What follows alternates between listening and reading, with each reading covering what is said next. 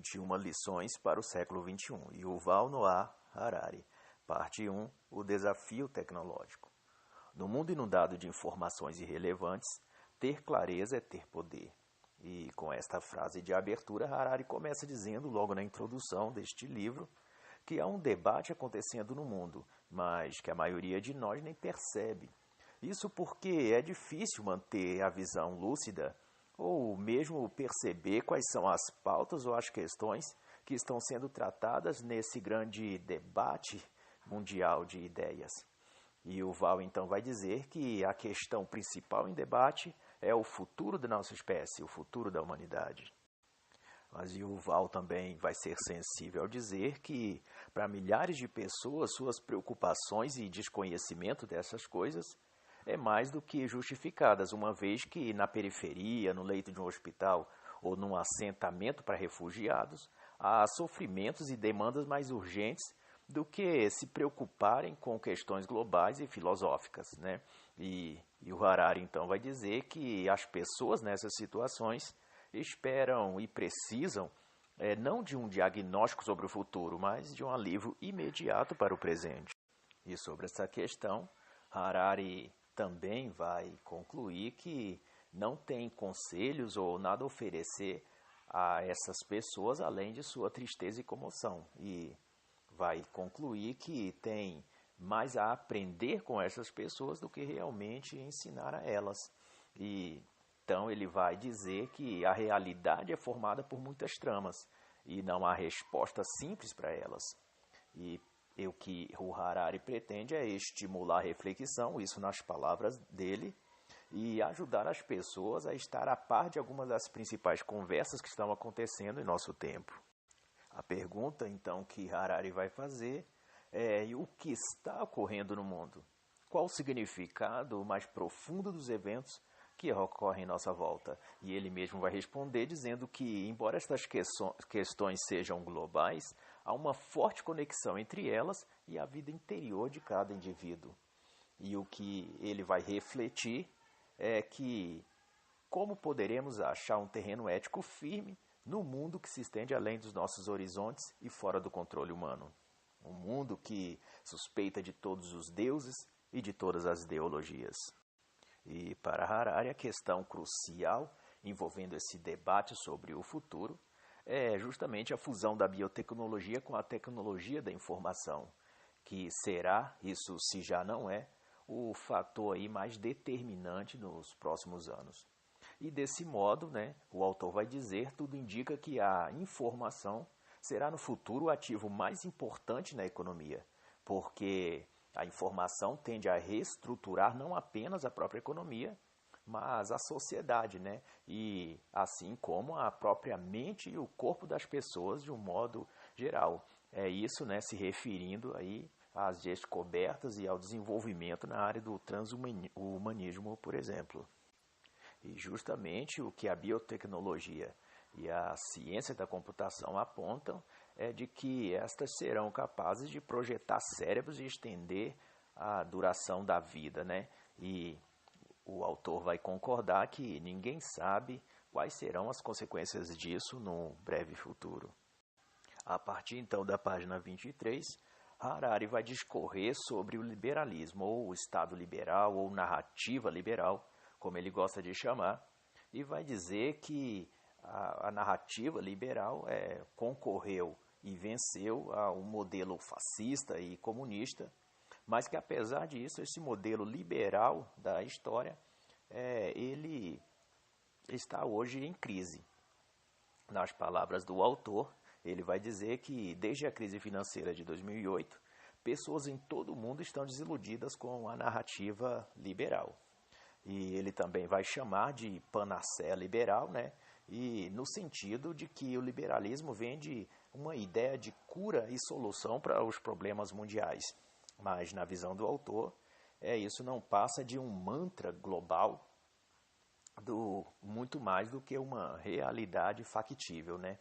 E algum desses motivos, né, ou seja, algum dos problemas com a visão liberal segundo o autor, é justamente a resistência à imigração e a acordos comerciais, a interferência na independência do sistema judiciário, a restrição da liberdade de imprensa, a perseguição, a oposição, né, e diversas dessas coisas.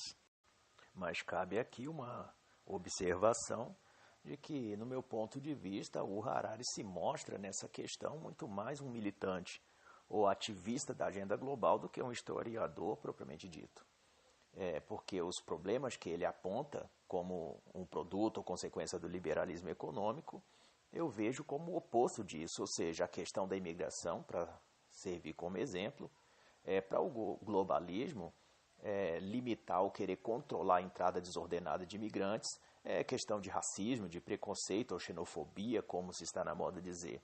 Mas na realidade, ou seja, na prática, nós temos como consequência dessa imigração desordenada o aumento da violência, de estupros, da perda da nacionalidade, das características religiosas e culturais daquele povo, além da perda econômica propriamente dito, né?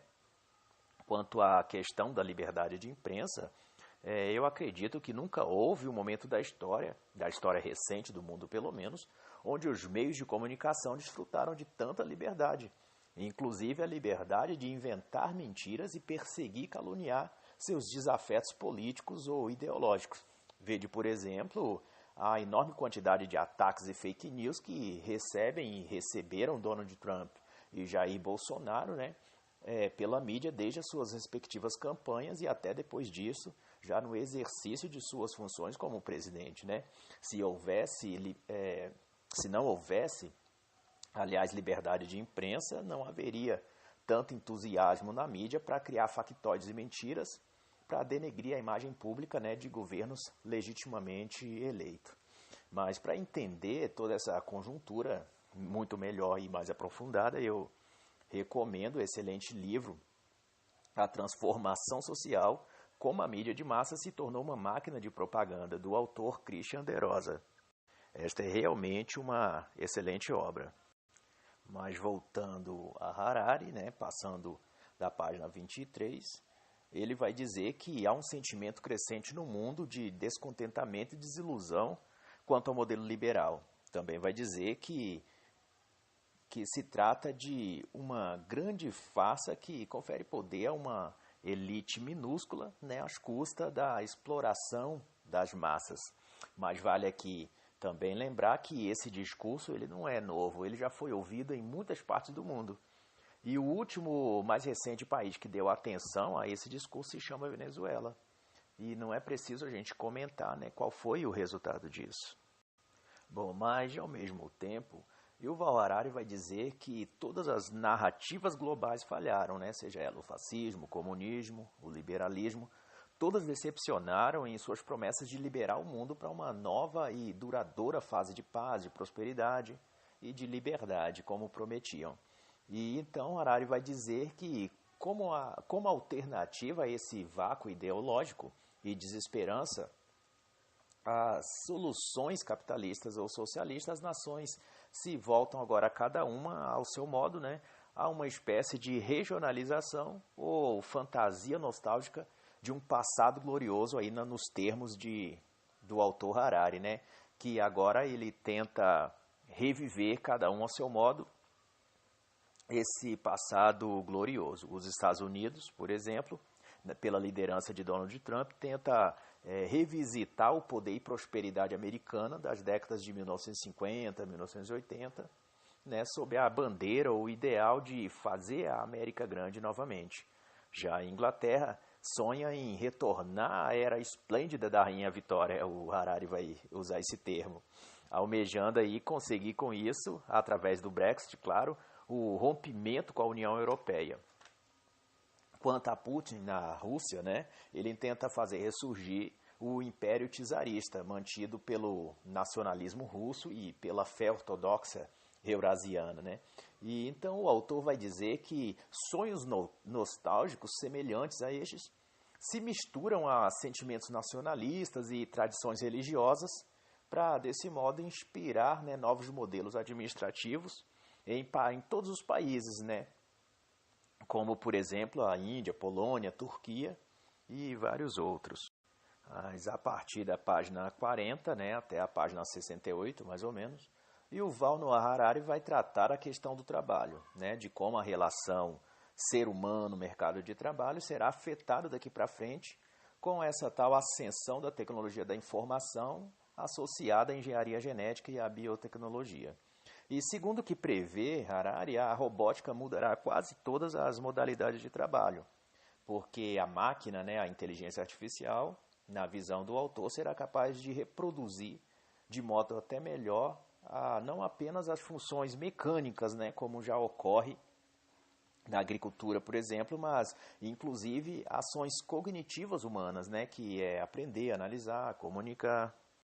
E para Harari, isso se dará porque, na visão dele, o ser humano não possui alma ou espírito, né, no sentido de elemento transcendente ou intrapsíquico, capaz de produzir sensações, emoções, intuições.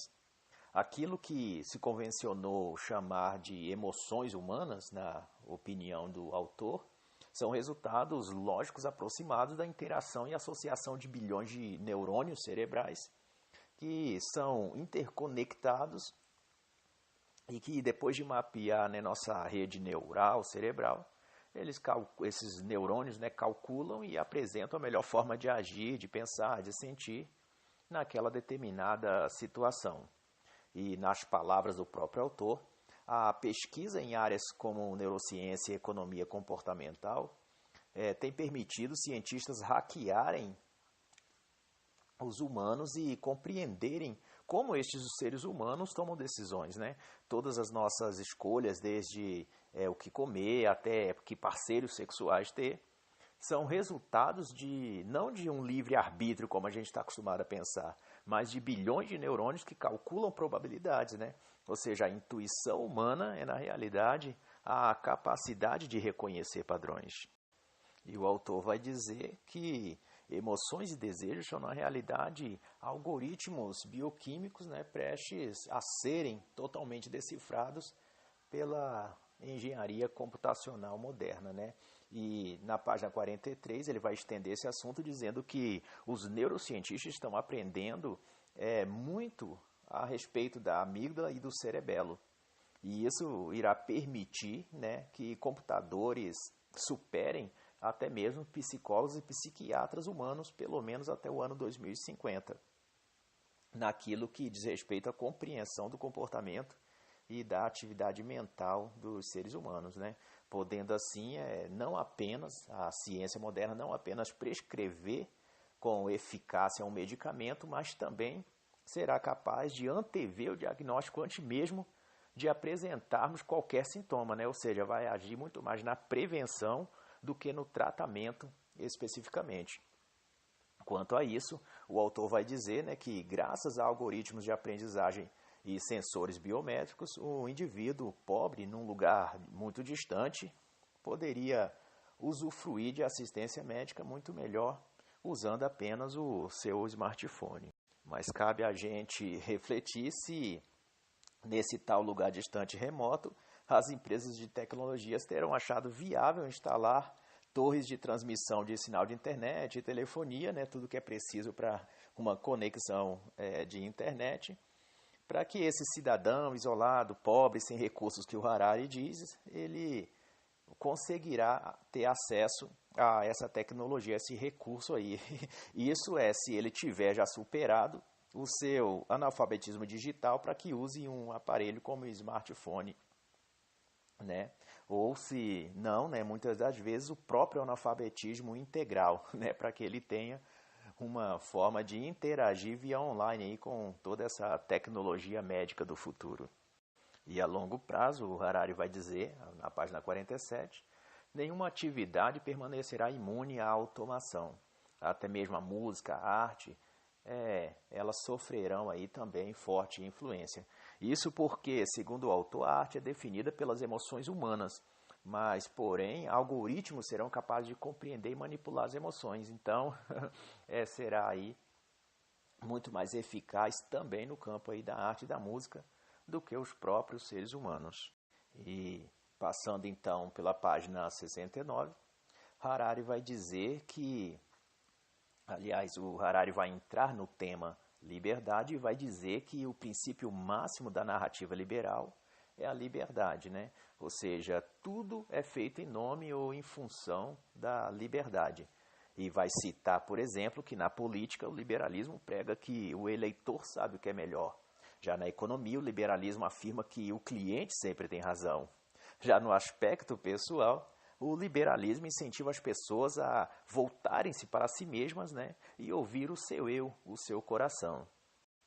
E Harari, então, vai trazer a discussão de que muito daquilo que é visto, acreditado, discutido, até mesmo validado na atual sociedade, né, tem a ver com essa questão da liberdade, né, a liberdade de ser, a liberdade de decidir, de escolher. Mas ocorre que no mundo em que ouvir o próprio coração é o fundamento da liberdade pessoal e a base da crença na narrativa liberal, o autor vai perguntar o que acontecerá então se, num breve futuro, algoritmos biotecnológicos forem capazes de fazer uma leitura das emoções das pessoas, né?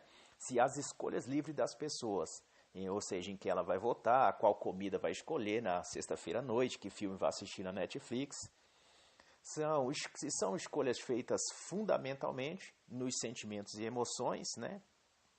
Ou seja, em como o indivíduo se sente em relação a uma coisa e outra, né? O que será então do futuro, né? Como tudo isso irá afetar a nossa vida no futuro, nossas escolhas, a nossa própria liberdade de ir e vir ou de decidir.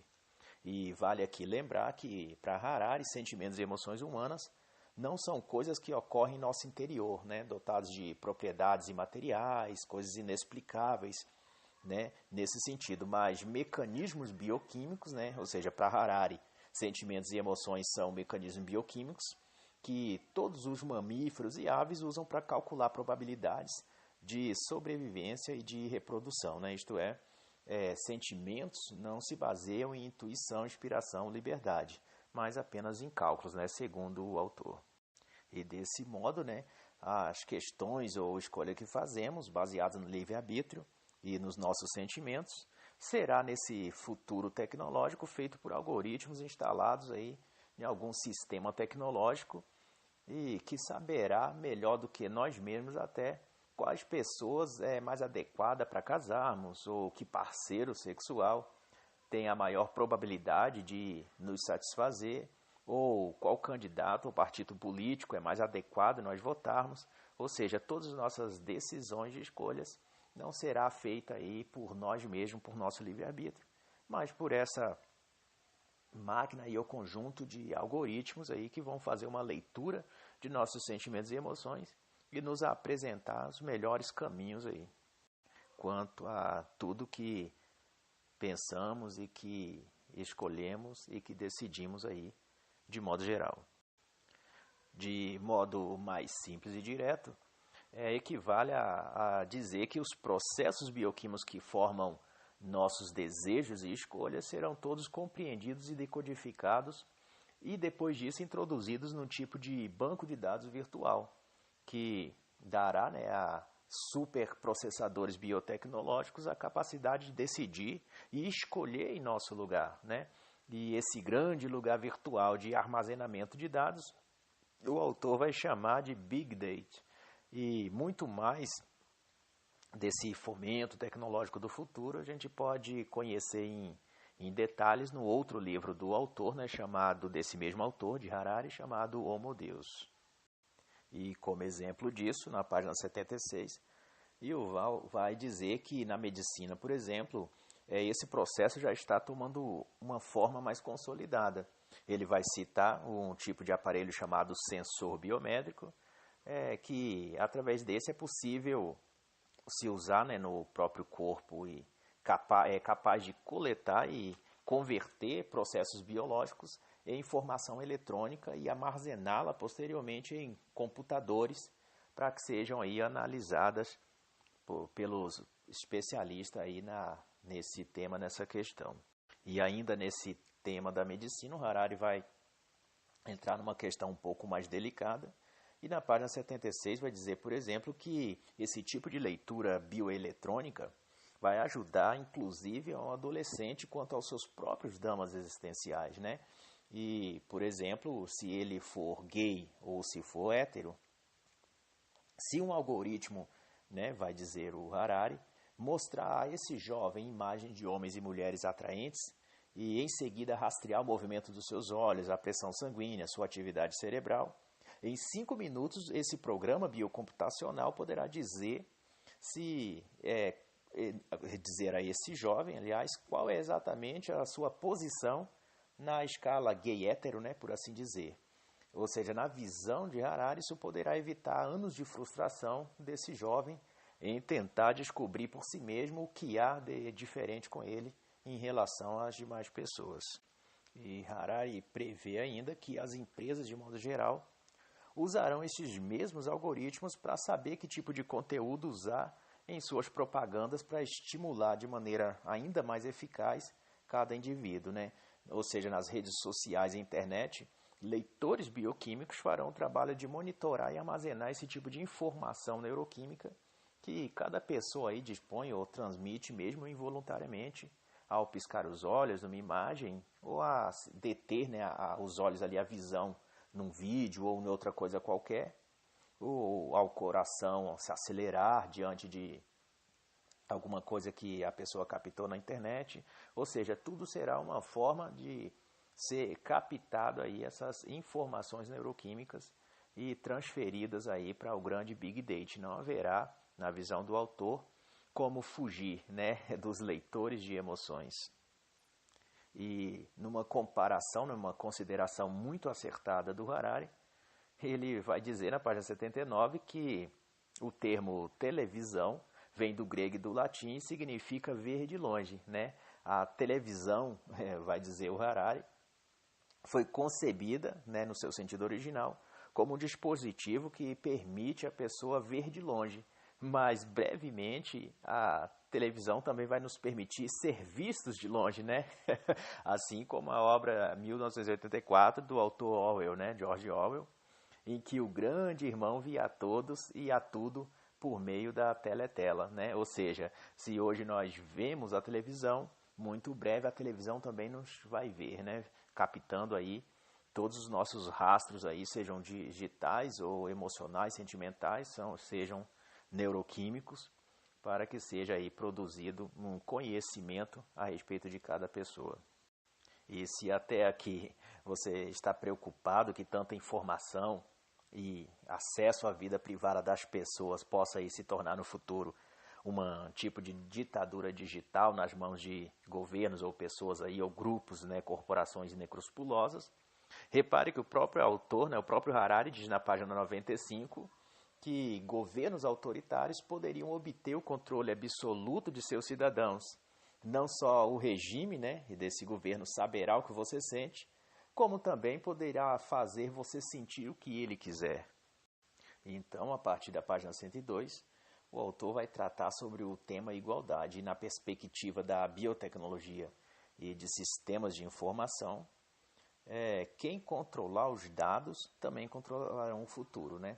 E no início deste capítulo, Harari vai colocar em xeque a questão da igualdade versus a desigualdade sob uma ótica liberal e capitalista. E na visão do autor, a globalização e a internet ameaçam aumentar a desigualdade entre as classes. Ele vai dizer então que o fator ou elemento consolidante dessa desigualdade social é a propriedade privada. E quanto mais os seres humanos adquirem propriedade privada, isso o autor está dizendo, maior se torna essa desigualdade social. Para Harari, aqueles que tornam-se donos de mais propriedades tornam-se também mais elevados na hierarquia social. E com isso, a opressão dos mais fortes, dos mais ricos sobre os mais fracos ou os mais pobres, né, se torna aí cada vez maior.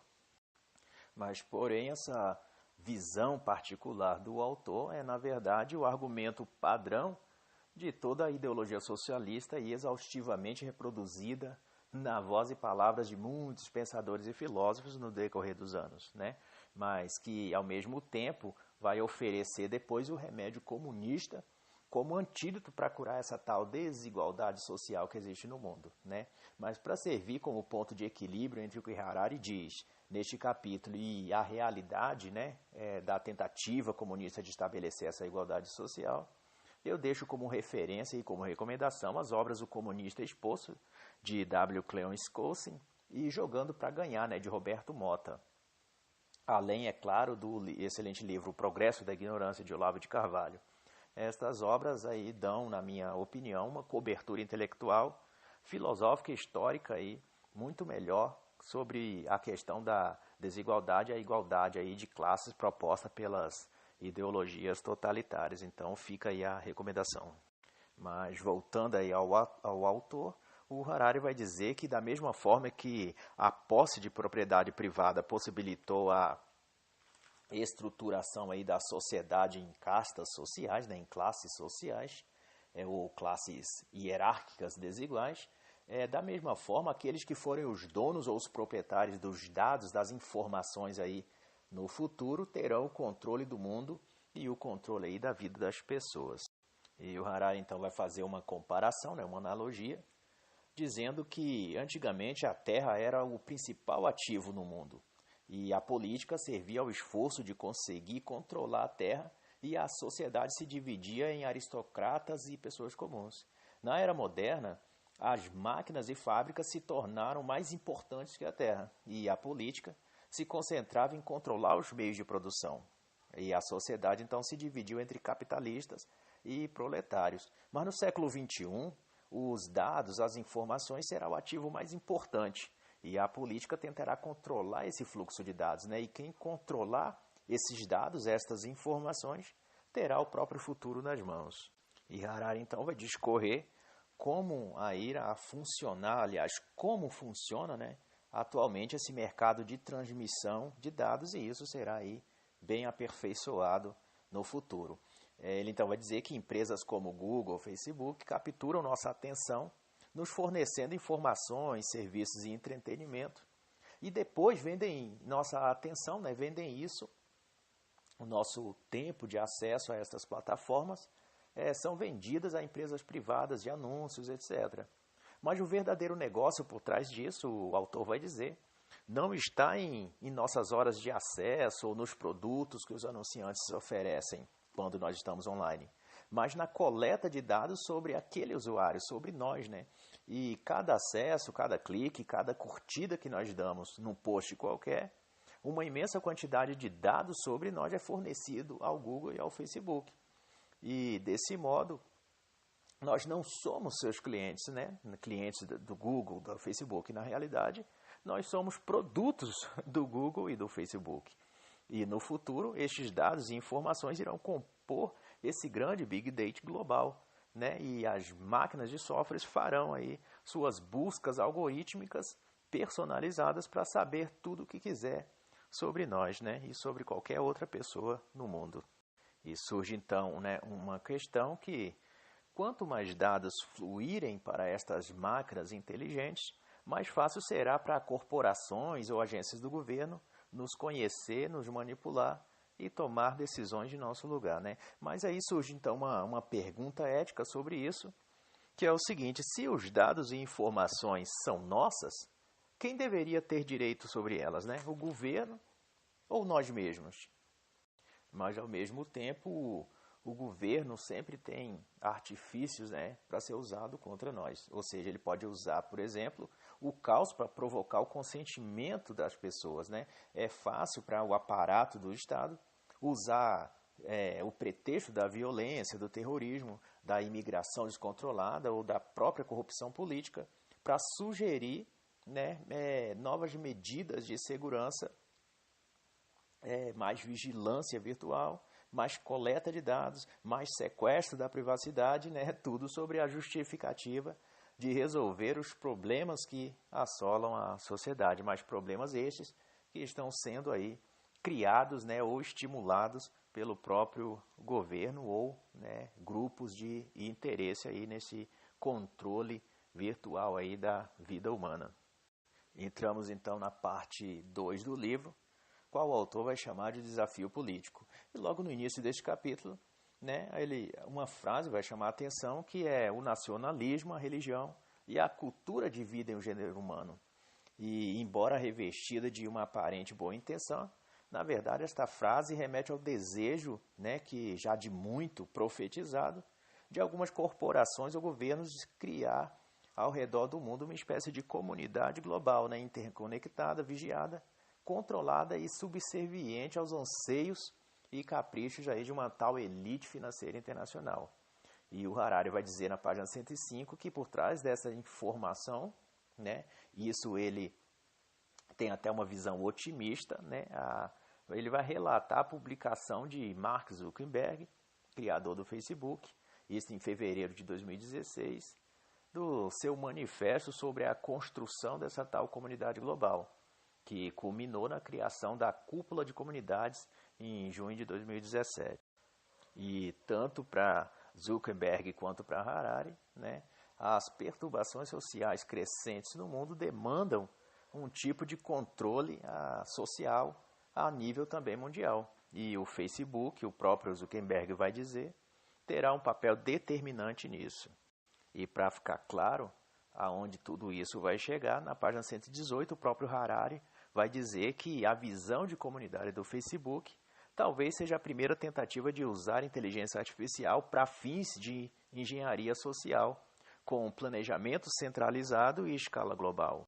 E então, da página 124 a 143, Harari vai tratar o tema civilização, em que vai tentar desfazer o conceito de choque de civilizações e mostrar que, apesar das aparentes diferenças culturais, sociais, religiosas e linguísticas, né, que são visíveis aí, é possível para Harari a humanidade conviver multiculturalmente. E mesmo em relação a civilizações radicais, a povos radicais ou culturas radicais como os fundamentalistas islâmicos, o Harari vai dizer que os islâmicos radicais têm sido cada vez mais influenciados por Marx e Foucault, né, tanto quanto ou mais até do que Maomé. E isso significa que eles estão cada vez mais perto de encontrar elos de interesses em comum com a civilização ocidental e assim coabitar, né, em paz. E sobre isso o Harari vai dizer que o fundamentalismo islâmico desafia não o Ocidente, mas a ideia de civilização global. E apesar de suas fantasias medievais, eles estão calcados na cultura contemporânea global, muito mais do que na cultura, né, na Arábia do século XII, por exemplo.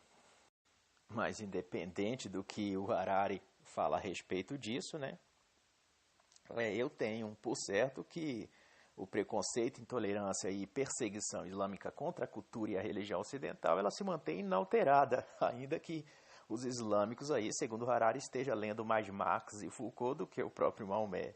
E tanto é que eles se mostram cada vez mais dispostos a assassinar qualquer um que não admita a crença e o estilo de vida deles próprios, né?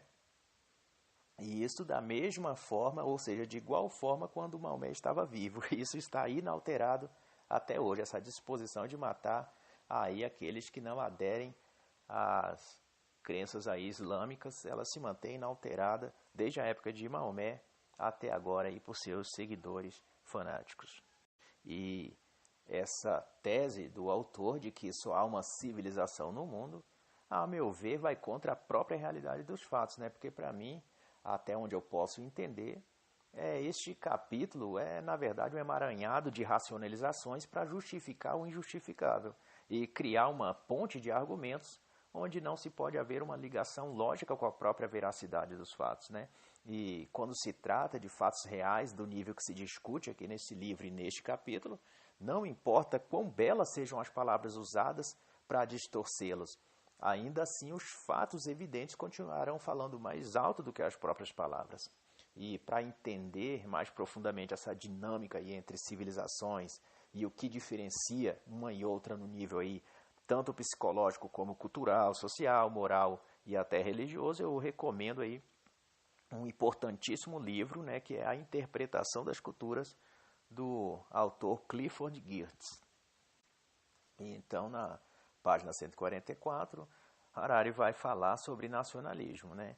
E, sob a tese de que os problemas globais exigem respostas globais, o autor vai defender que, diante dos desafios e oportunidades globais que se apresentam, a solução só pode ser também uma colaboração global aí entre, né, todas as nações. E para reforçar essa ideia, o autor vai dizer que o sentimento de nacionalismo, né, só tende a isolar os indivíduos em torno de bandeiras, hinos, crenças nacionais, mas que isso não é algo inato à psique humana, mas uma crença que foi adquirida e perpetuada, né, via o senso comum, que formou aí ao longo dos anos esse sentimento coletivista e nocivo na visão do autor, que agora é chamado de nacionalismo ou de patriotismo. E nas palavras do próprio Harari, ele vai dizer que é verdade que os humanos são animais sociais, mas a lealdade a milhões de pessoas totalmente estranhas não é natural para os humanos. E isso o Harari está se referindo àquele sentimento de pertencimento a uma nação, a um povo, a um país, né, que a gente está acostumado a chamar de patriotismo ou nacionalismo. Ele também vai dizer que, né, na página 145, que eu não sei, isso as palavras do próprio autor, eu não sei o nome das 8 milhões de pessoas que compartilham comigo a cidadania israelense. Nunca me encontrei com a maioria delas. Minha capacidade de sentir que sou leal a essa massa não passa de um milagre da história recente. Isso, na verdade, é uma ironia que o autor faz, né? Além de uma afirmação aí de um ponto de vista averso aí à questão do patriotismo, ao nacionalismo e ao sentimento de pertencimento a um povo, a uma nação, a uma história específica. E ao entrar então aí na página 150 e mais adiante, nós vamos ter aí um encadeamento breve e sem pormenores dos tipos principais de desafios globais que Harari enxerga e que vai discutir, né, a viabilidade de serem enfrentados a partir de iniciativas globais, como ele vem dizendo, né, de esforços internacionais aquém de iniciativas puramente nacionais. Estes problemas de ordem global são a fome, epidemias, né, como, por exemplo, o Zika vírus, H1N1, a própria mudança climática, a qual ele vai tratar muito enfaticamente como um colapso ecológico, e diversas outras. E já na página 164 a 167, Harari vai tratar o tema da religião e vai perguntar logo no início do terceiro parágrafo quão relevantes são as religiões como o cristianismo, islamismo e hinduísmo.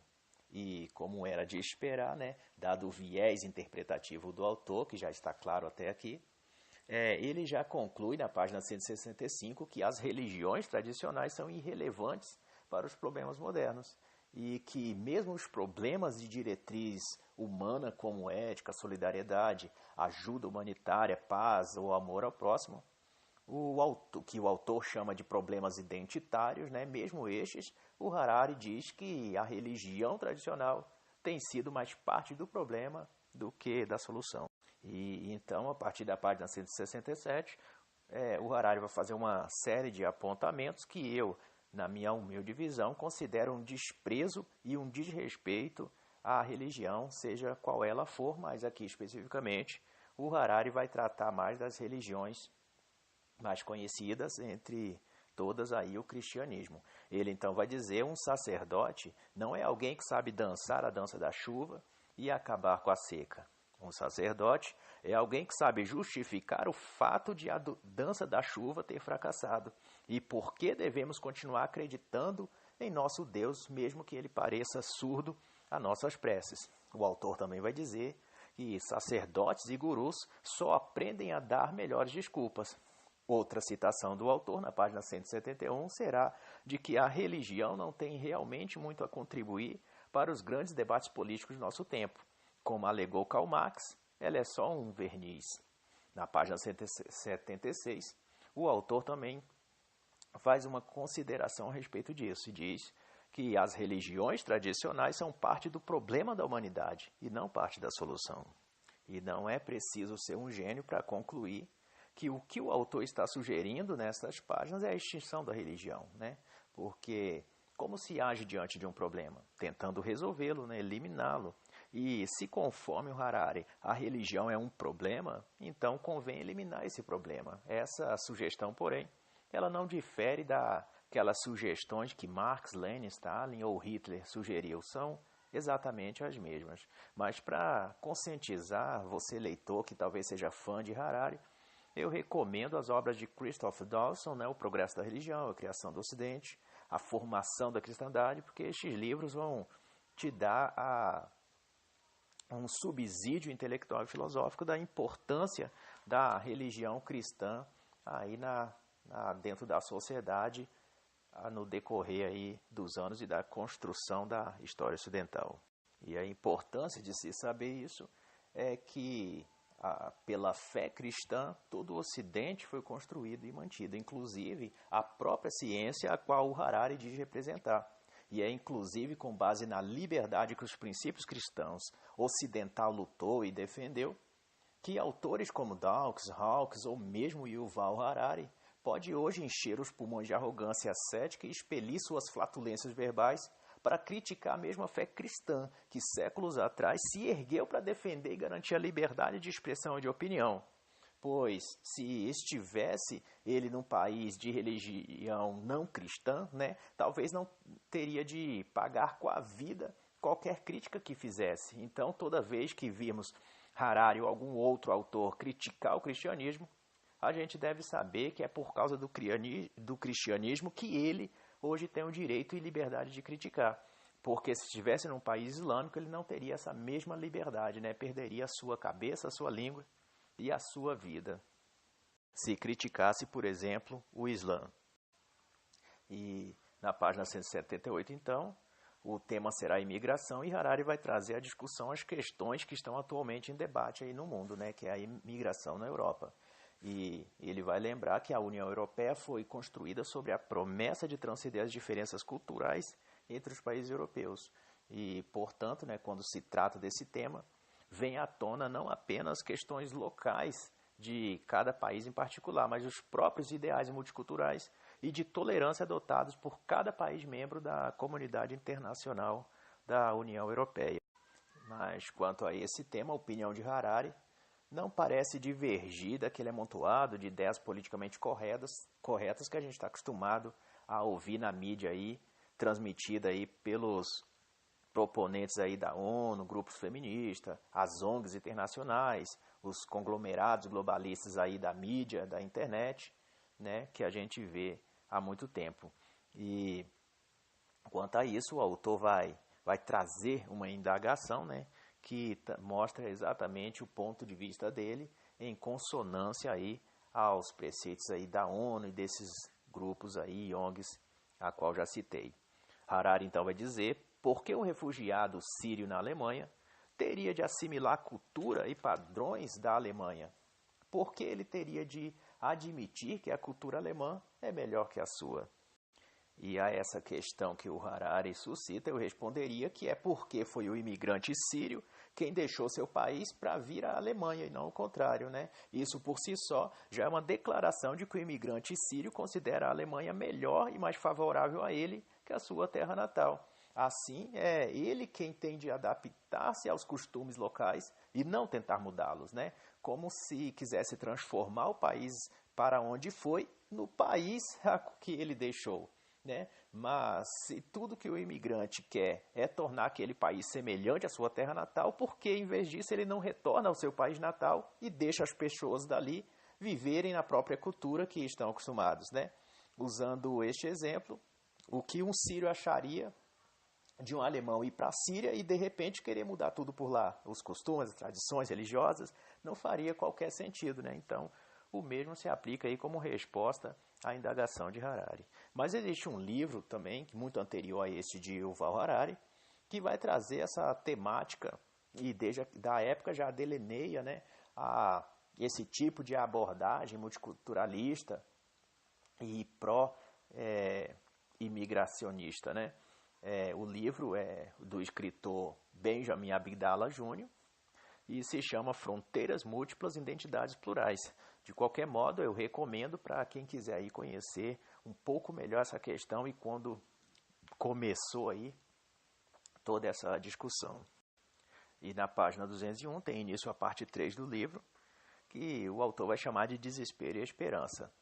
E ele vai tratar, nesse capítulo da parte 3, sobre o terrorismo. E logo no início, o Harari vai dizer que o terrorismo é uma estratégia militar que espera mudar a situação política pelo medo. Já eu estou convencido de que o terrorismo é, na verdade, uma ação maligna de um coração tomado pelo desejo de fazer o mal, independente da justificativa ou do cenário político, né? Eu tenho por certo que, assim que consigam a mudança política ou a condição social ou religiosa que desejam, esse terrorista passará a exigir outras mudanças em qualquer outra área e a novamente praticar seus atos terroristas, porque na minha opinião, uma alma dominada pelo mal sempre achará um álibi em que se apoiar para continuar aí seu desígnio e seu desejo de praticar o mal.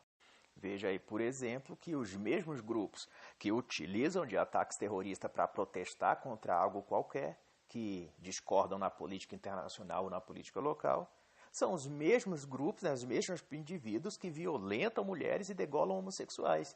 E em ambas as ações não há interesses políticos envolvidos, mas apenas o ódio e a sede de poder e de domínio sobre a vida das outras pessoas, né? Em outras palavras, é o mal no mais amplo sentido do termo. Mas quanto a isso, o Harari vai dizer que os terroristas são sempre uma minoria fraca que atiça o medo, e o alvo direto ou indireto dos terroristas, amedrontado com a raiva e descontrolado, né, vai agir desproporcionalmente contra seus oponentes e contra vários outros inocentes, né?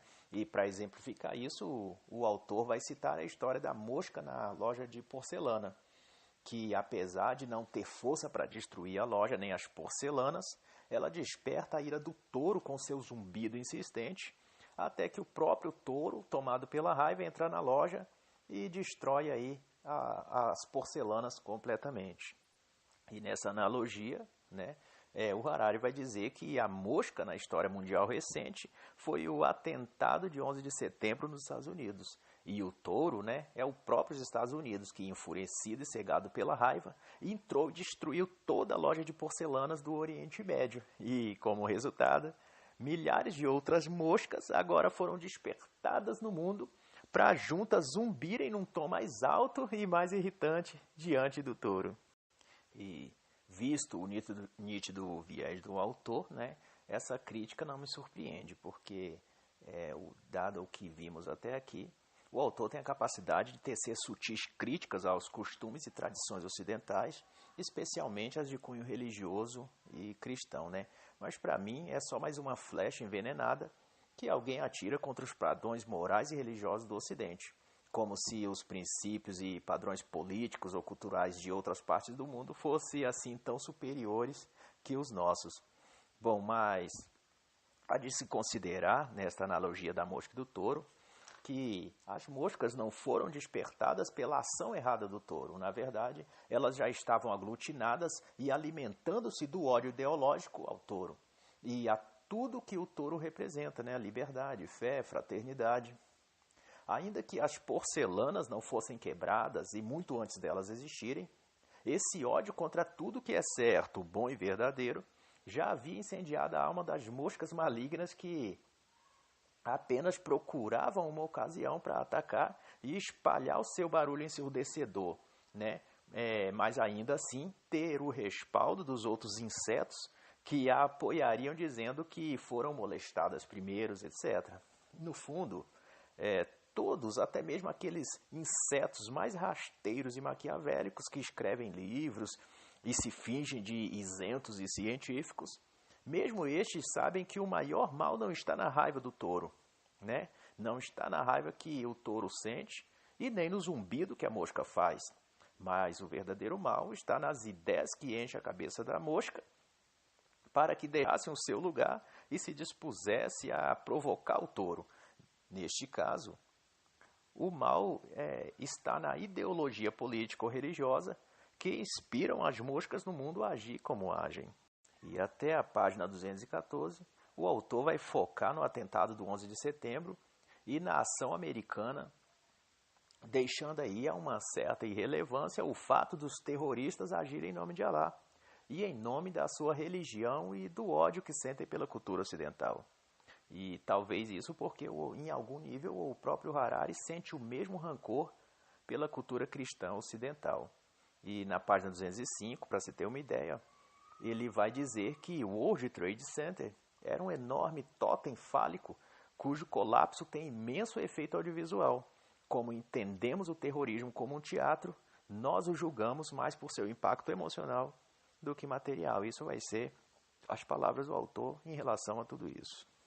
E depois disso, na página 215, o autor vai tratar da guerra e vai dizer que as sociedades antigas eram mais violentas que as de hoje. Em defesa desse argumento, eu posso recomendar, ou citar o excelente livro de Laura C. Keeley, chamado A Guerra Antes da Civilização, a qual vai corroborar aí com os dados apresentados por Harari.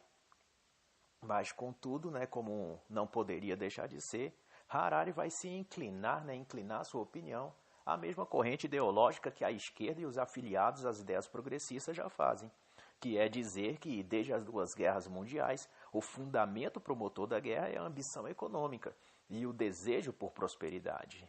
Em outras palavras, o Harari quer dizer que, mas de forma mais sutil, que o grande culpado das guerras é o capitalismo. O capitalismo é o grande culpado de tudo. E Harari também vai dizer que vários países, inclusive os Estados Unidos, se tornaram grandes potências devido muito mais às suas ações militares do que às iniciativas econômicas. E essa é também uma narrativa progressista que simplifica o jogo ou cenário mundial a uma simples questão de invadir terras e saqueá-las, da mesma forma como foi na antiguidade e num dado período aí mercantilista da história, onde o país que descobrisse novas terras tinha o direito de explorar suas riquezas naturais. Porém, aqui, já na era moderna e contemporânea, o panorama muda drasticamente. Por exemplo, após a Segunda Guerra, os Estados Unidos lideraram um esforço global no sentido de reconstruir a Europa, inclusive a própria Alemanha, que havia sido sua inimiga na guerra. E esse esforço internacional consistia num alto grau de investimento financeiro, ou seja, os Estados Unidos investiu dinheiro ao invés de só saquear economicamente esses países, Até porque não havia o que retirar dessas nações que haviam sido muito afetadas pela guerra. E da página 228 a 245, o autor vai discorrer sobre humildade, e o seu foco será desconstruir a visão nacionalista que tem os países do mundo ao considerar cada um o centro do mundo moderno. Por exemplo, para judeus, segundo o que vai dizer Harari, eles creem que sua trajetória, origem e ações, quanto povo e nação no decorrer da história, teve uma grande importância e influência na conjuntura histórica mundial. E assim, da mesma forma, vai pensar a maioria das outras nações, como Estados Unidos, Inglaterra, Japão, França ou Alemanha. Todos se consideram determinantes para o passado, para o presente ou mesmo para o futuro. E ainda neste tema, o autor vai dizer na página 234 e 235, ele vai tentar desfazer o conceito de que o cristianismo, o judaísmo e o islamismo são as três grandes religiões mundiais. E ele vai dizer que isso é uma grande presunção ideológica que é fruto de uma enorme falta de humildade, porque o budismo, o shintoísmo e o hinduísmo, para citar estes três como exemplo, eles possuem um número muito maior de adeptos, por isso são maiores. E o Harari também vai dizer que a própria ética e moral apregoada por quaisquer dessas três grandes religiões, cristianismo, judaísmo e islamismo, elas já existiam antes mesmo da Bíblia ou antes mesmo dos 10 mandamentos terem sido escritos. Mas quanto a isso, no que eu percebo, é indisfarçável, no meu ponto de vista, como o autor usa todo e qualquer tema para atacar ou diminuir os valores ocidentais, e suas crenças religiosas ou políticas. E o fato de que o judaísmo, o cristianismo ou o islamismo são consideradas as maiores religiões, não se trata em números de praticantes, mas em grau de influência. Por exemplo, Jesus e os discípulos eram inicialmente 12, e ainda assim tornaram os seus ensinos a maior força moral e movimento intercultural do mundo, já naquela época. Já o budismo ou o shintoísmo, como cita o Harari, ele sempre foi restrito e localizado, sem nenhuma influência política ou cultural fora de seus respectivos berços culturais ou religiosos, ou seja, do lugar onde surgiram, né, com alguma variação nisso, claro, mas mesmo assim sem grandes marcas na história. E por fim, né, no restante deste capítulo será apenas uma livre e engajada batalha para depreciar a fé, a cultura e a religião judaica e cristã posteriormente, né? Não há um único ponto positivo na visão do autor a respeito do judaísmo ou do cristianismo. Chega a ser lamentável esse posicionamento aí do autor Yuval Harari. E nas páginas aí 246 até 253, o autor vai discorrer sobre Deus. E assim como vem fazendo no decorrer do livro, ele vai reduzir e depreciar a crença no transcendente, ignorando toda a contribuição que a fé religiosa, em especial a fé cristã, outorgou à humanidade. E o Harari vai discutir, então, o que chama de ética sem Deus, que, ao meu ver, é mais uma tentativa de reescrever a história, colocando Deus à margem ou a um mero rascunho sem relevância. Em contrapartida, né, há muito mais fervor e reverência em Harari quando ele fala de macacos, né, do que quando fala em Deus. E por isso mesmo eu encerro aqui a análise desse conteúdo e fica para registro que esta obra em específico, na minha compreensão, é um recorte mal feito dos lugares comuns usado por tantos e tantos ativistas contra a fé e contra os valores e obras da fé cristã, né? Assim como das ações políticas e iniciativas econômicas e culturais de todo o Ocidente. Mas além deste tema, o livro também vai tratar de temas como secularismo, verdade, justiça e vários outros, mas que não mais me interessou em analisar, visto que o autor é por demais aí depreciativo e desrespeitoso com a fé cristã. Então eu encerro aqui a análise do livro 21 lições para o século XXI, de Yuval Noah Harari.